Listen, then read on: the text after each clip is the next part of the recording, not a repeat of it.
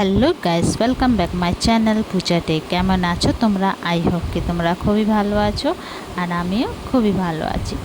তো এখানে আমার হাজব্যান্ড কাতলা মাছ নিয়ে এসেছিলো, তো এটাকে ভালো করে ধুয়ে হলুদ নুন লাগিয়ে ফ্রাই করে রেখে দিয়েছিলাম। তো আজকে একটু বানাবো একটু পাতলা পাতলা করে একটু ঝোল।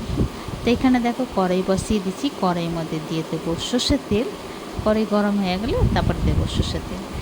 তো আর এই যে আলুটাকে কেটে ভালো করে ধুয়ে নিয়েছিলাম। তেলটা গরম হয়ে গেলে এই যে আলুটাকে ছেড়ে দেব। তো ঢেকে ঢেকে ফ্রাই করতে আছে, এই সিদ্ধ হয়ে যাক আর লাল লাল ফ্রাই হয়ে যাক। এর মধ্যে দিয়ে দেবো হলুদ আর নুন, একটুখানি নুন দেবো, বেশি নুন দেবো না। আর ঢেকে ঢেকে ভালো করে ফ্রাই করবো। আর যে প্রচণ্ড গরম, তো ভাবলাম একটু পাতলা পাতলা করে ঝোলটা বানাই, মাছের ঝোল, যে খেতেও ভালো লাগবে, টেস্টও লাগবে। আর গরমের মধ্যে ময় মশলা অত ভালো লাগে না, তো অল্প হালকা মশলা দিয়ে ঝোলটা বানাবো। তো এখানে ফ্রাই হয়ে গেছে আলু, এবার নামিয়ে নেব। ওই তেলের মধ্যে দিয়ে দেবো কালি জিরে, শুকনো লঙ্কা, আর এই যে একটা বড় সাইজের পেঁয়াজ ফ্রাই করে নেব। একটুখানি পেঁয়াজটা গলে গেলে হালকা, তো আমি এর মধ্যে দিয়ে দেবো টমাটোর। দেখো যে টমাটোর দিয়ে দিলাম, আমি একটাই টমাটোর দিয়েছি। ভালো করে ফ্রাই করব। তারপর এর মধ্যে দিয়ে দেবো কিছুটা মশলা, যেমন হলুদ গুঁড়ো, লঙ্কা গুঁড়ো, স্বাদ অনুসারে নুন, আর একটুখানি জল, আর একটুখানি আদা বাটা দেব, আর কিছু দেব না।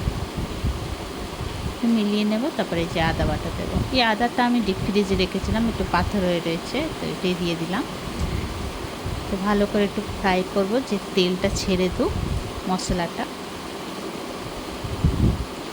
তো এখানে দেখো ফ্রাই হয়ে গেছে, তেল ছেড়ে দিয়েছে। এবার আমি জল দিয়ে দেবো।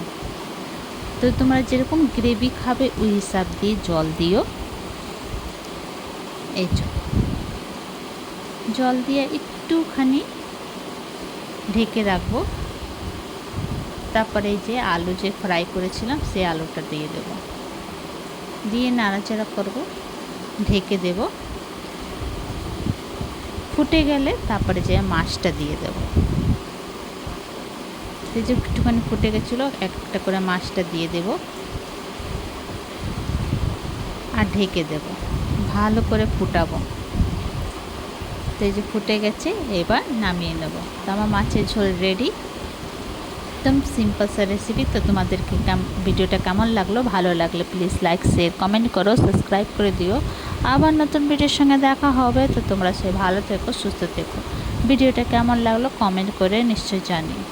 ইউটিউবে দেখলে সাবস্ক্রাইব করে দিও, আর ফেসবুকতে দেখলে ফলো করে দিও।